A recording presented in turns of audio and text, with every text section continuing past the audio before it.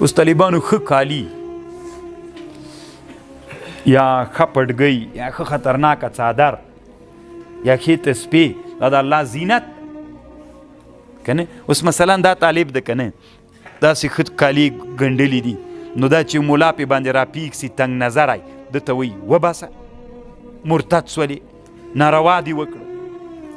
ته دا آیات ورته وایه قل من حرم زینت الله چا حرام کړي زینت الله التي اخرج لعباده. دی بیا څه وي دا د ښځو سره مشابهت ده. موږ تاسې افغانستان کې داسې کالي ښځې اغوندي دومره خو هم اپلاتې مه وله که نه د ښځو لباس او د نر لباس په مابین کې مځکه و اسمان فرق. د شبو له ښځو سره موږ هم ناروا بولو خو چې د ښځې لباس ویورې که نه. دلته طالبانو روح المانی ډېر بحث کړی چې ښه لباس نبی علیه السلام یو ورځ راووت طالبانو څادر یې اغوستلی وي 1000 درهمه قیمت یې درلود. پوهېږئ په خبر امام ابو حنیفه رحمه الله څادر اغوستلی و طالبانو 400 دینار قیمت دینار طالبانو پوهېږئ بیخي ډېرې روپۍ کېږي. دینار سره زر دي په لکونو لکونو روپۍ و زمانه کې کېږي. ته فکر وکړه څادر یې دا ناروا نه ده ځان نه دي بخیلو جوړ کړی. طالبانو د نر دپاره دا تڼۍ څه دي دا د سرو زرو د نر دپاره جایز دی. او امام محمد په سیر الکبیر کې ذکر کړي. زه چې څومره فکر کوم په دې ټولنه کې د مجاهدین طبیعتي خلک ډېر د دې شیانو شوقیان وي که نه فکر پسې وکئ. او امام محمد رحمه الله هم دا خبره په سیر الکبیر کې ذکر کړي د جهادونو په کتاب کې. هلته یې لیکلي وي که چا تڼۍ د سرو زرو یا د ورېښمو جوړه کړه جایزه ده. دا اوس خو دې چې مازې لږ داسې بل رقم تڼۍ کېښودله سترګې درپسې درنیولي سړی ته سپین ګراسی پرېږده ځوانانو سره کار مه لره. نو د سرو زرو جایز د ته سیر الکبیر وګوره که نه د سرو زرو تڼۍ نر ته ښیم نه ښځه نه ښیم ښځې ته خود جایز دي نر ته نر چې یوه تڼۍ دلته یوه دلته یوه دلته د سرو زرو جایز دي. سپین زر خو پرېږده خود جایز دي.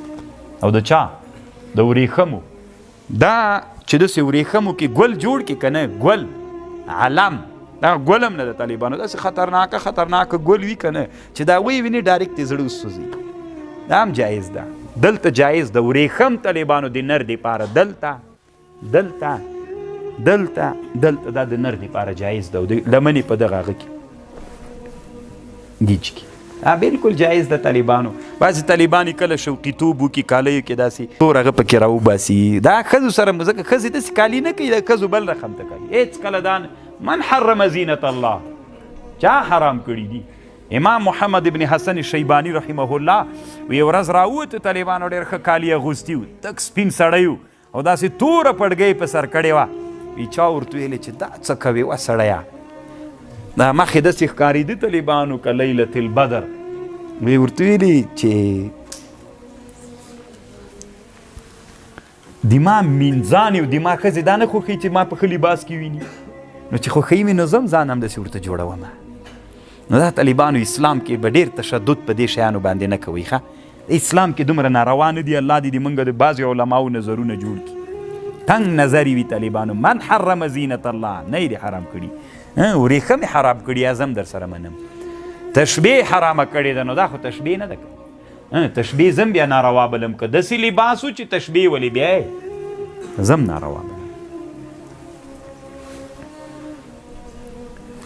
انسان چې وګرځېږي بیا ورته حج ته چې لاړ سئ طالبانو الله مو زر بوزه ځکه تنګ نظري به ورکه سي چې هلته لاړ سئ طالبانو طواف کې هسې به حیرانه سي داسې خلک به ووینې طالبانو چې د موږ د ښځو غوندې کالي اغوستي د حبشه دنیا څه ده توران د ټولو کالي طالبانو داسې رنګ کالي یې داسې وي رنګه رنګه لکه د ښځو ګلان پکې ټول کالي هم داسې غټ کالي وي لکه د ښځو غوندې.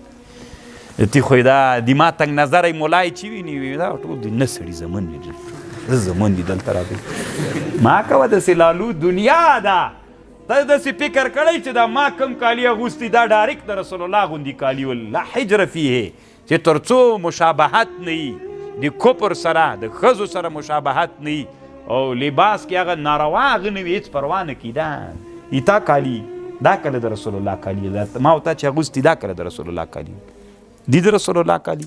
امام سیوطي کتاب جوړ کړی د رسول الله ګریوان چیرته جیب اصل د رسول الله ګریوان دلته ګرځي زه پروا کوي هېڅ پروا نه کوي طالبان مشکل نه لري طالبان.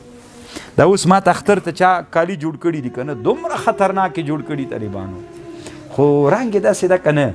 اوس وایم یوه پښه مخته ږدم یوه شاته چې وای غوندم که وای نه غوندم، نو بیا مشوره پې باندې وکړو. نو خو یو ځوانان دي یو سپین ږیري دي،